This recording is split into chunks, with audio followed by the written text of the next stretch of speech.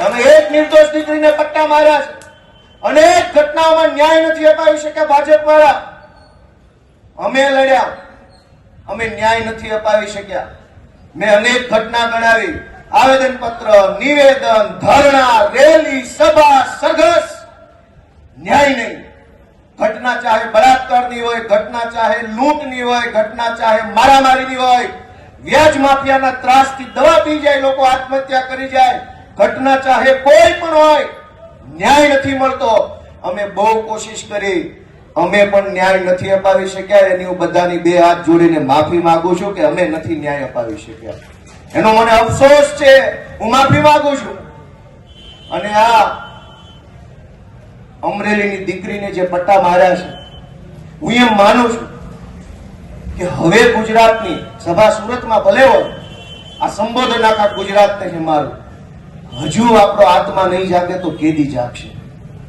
આપણો આત્મા જાગી જવો જોઈએ કે આ શું તમાશો હાલે છે, આ કેવી રીતે હાલે? ગુંડાઓ, બુટલેગરો, માફિયાઓ, તોડબાજો, ડ્રગ્સ વાળા, દારૂ વાળા, રેતી વાળા બેફામ ફરે અને નિર્દોષ માણસને પોલીસ સ્ટેશનમાં માર મારે છે. અમે રજૂઆત લઈને જઈએ તો અમારા ઉપર એફઆઈઆર. એટલે મેં નક્કી કર્યું છે કે ગુજરાતનો આત્મા જગાડવાનો છે દોસ્તો. અને મેં નક્કી કર્યું છે કે અમે ન્યાય નથી અપાવી શક્યા દીકરીને. અને એટલે દીકરીને જે પોલીસે પટ્ટા માર્યા છે, એ પટ્ટા આજે હું ખાઈશ જાહેરમાં. અને મેં નક્કી કર્યું છે કે આ દીકરીના પટ્ટા માર્યા છે, એ પટ્ટા મને મળવા જોઈએ.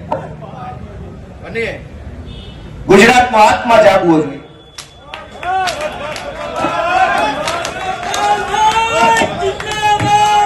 ગુજરાતનો આત્મા જાગવો જોઈએ. હવે ગુજરાતનો આત્મા જાગવો જોઈએ. મૂકી દો, આત્મા જાગવો જોઈએ ગુજરાત આખાનો. દીકરીને પટ્ટા કેવી રીતે પોલીસ મારે? મૂકી દો. ગુજરાતનો દોસ્તો આત્મા જાગવો જોઈએ. આત્માની અંદર લાગવું જોઈએ. દીકરીને પોલીસ કેવી રીતે પટ્ટા મારી શકે? દોસ્તો, આ સજા મને મળવી જોઈએ. આ સજા મને મળવી જોઈએ. જેને જેને દીકરીઓ, ગુજરાત આખાની દીકરીઓ પર અત્યાચાર કર્યા, સજા મને મળવી જોઈએ. દોસ્તો, અમે ન્યાય નથી અપાવી શક્યા, એનો મને અફસોસ થાય છે. અમે ન્યાય નથી અપાવી શક્યા. દોસ્તો, હું ગુજરાતનો આત્મા જગાડવા માંગુ છું. કોઈ અમને જિંદગીભર મત ન આપતા, અમને હરાવી દેજો, પણ દીકરીઓને ન્યાય અપાવવા માટે તમારા આત્મા જગાડો. તમારા આત્મા જગાડો. અમને આખી જિંદગી મત ન દેતા, હરાવી દેજો. દીકરીને ન્યાય અપાવશો કે નહીં અપાવો? અમે મહાન નથી, કાલ મરી જઈશું. આ પાર્ટી ખતમ થઈ જાય, દીકરીઓની ઇજ્જત કોણ કરશે?